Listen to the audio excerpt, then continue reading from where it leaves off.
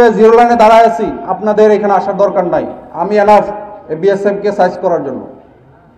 বুঝতে পারছি? যখন আমার প্রয়োজন হবে তখন আমি বলবো ঠিক আছে গ্রামবাসী, আমাদের গ্রামবাসীকে নিয়ে আসো, নিয়ে আমরা সাইজ করি।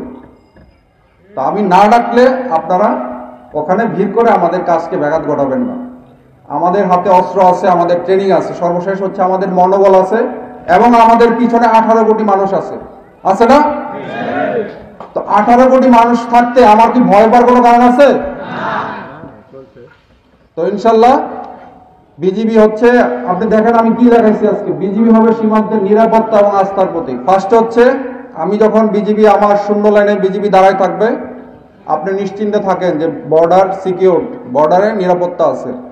আর আস্থা হচ্ছে আমরা যে কোনো কাজে আপনি আমাকে আমার সাহায্য সহযোগিতা পাবেন, হোক সীমান্ত সম্পর্কিত, হোক অন্য যে কোনো সম্পর্কিত, বিজিবিকে আপনার পাশে পাবেন।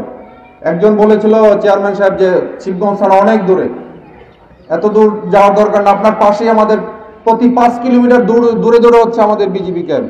আমাদের বোলাহাট সহ আমাদের প্রায় 19টা ক্যাম্প আছে বিভিন্ন জায়গায়। প্রতিটা জায়গায় এই সীমান্তবর্তী জেলায় আমাদের ক্যাম্প আছে। সুতরাং আপনাদের যে কোনো প্রয়োজনে বিজিবিকে আপনারা সাথে পাবেন, পাশে পাবেন, আমি সেই আশ্বাস দিচ্ছি।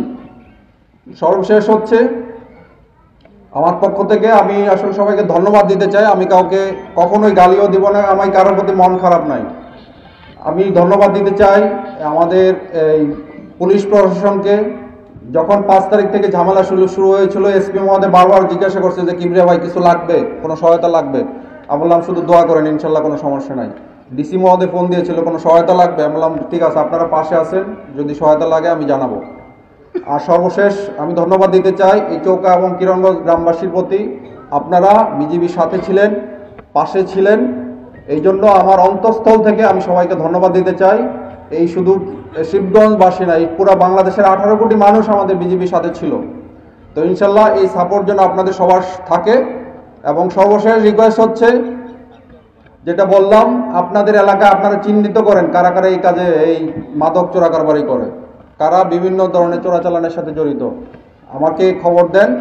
আমরা তার আমরা ধরে শিবগঞ্জ ওসি সাহেব আছেন, আমরা ওনাকে হ্যান্ড ওভার করবো, বাকি আইনানুগ ব্যবস্থা উনি নেবেন।